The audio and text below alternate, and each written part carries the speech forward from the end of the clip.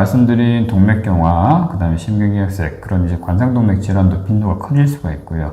또 이제 또 혈액내과 쪽으로 또 문제가 빈혈이 생길 수 있죠? 그렇죠. 빈혈 같은 경우에도 빈도가 높아지고, 보통 빈혈이 생기게 되면 빈혈이 가장 많은 건 이제 철결핍성 빈혈, 보통 여성분들이 이제 그 산부인과 문제 때문에 생길 수가 있고, 또 뭐 남성분들 같은 경우에는 위장관 문제 때문에 또 생기는 경우가 있을 수가 있는데, 치질이라든지요. 그렇죠. 그런 것들이 있을 수 있는데, 또 이런 만성 질환 자체에 인해서도 이제 만성 빈혈이 생기는 경우가 있을 수가 있고, 또 이제 기본적으로 또 이제 류마티스 관절염이 있으신 분들이 또 문제가 되는 건 백혈병이라든지 림프종 같은 이제 혈액암의 빈도가 보통 사람보다 올라갈 수가 있습니다. 통상적으로 이것도 통계에 따라 다르지만 보통 1.5배에서 2배 정도로 높을 수가 있거든요.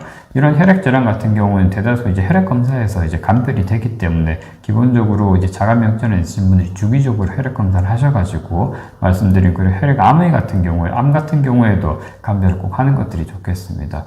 대부분의 혈액암 같은 경우는 혈액검사, 기본적인 혈액검사에서 나타나는 경우가 많기 때문에 꼭 주기적으로 체크를 해서 이상소견이 있는지를 확인하는 것들이 좋겠죠.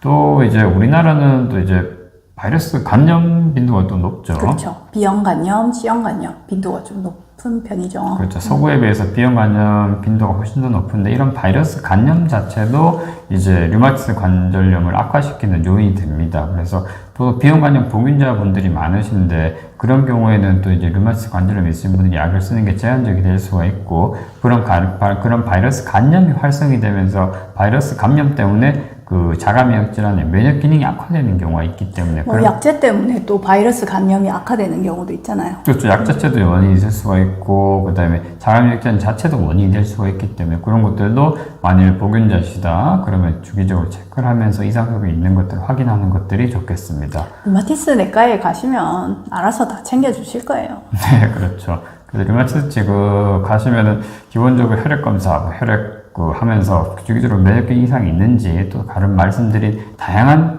다른 전신 질환들이 있는지 계속 체크를 하게 되거든요. 그 주기적으로 체크를 해야지 또 이제 알 수가 있는 거기 때문에 꼭 이제 약만 타는 게 아니라 단순히 뭐 아플 때 진통제 드시는 게 아니라 그런 면역력이 안정되는지를 경과를 보면서 검사를 하시면서 그 병의 치료를 진행하시게 될 겁니다.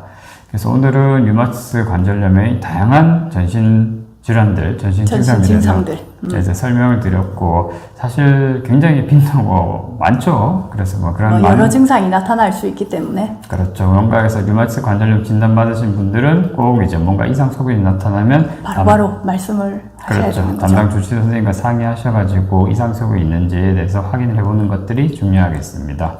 네, 이번 영상은 여기까지입니다.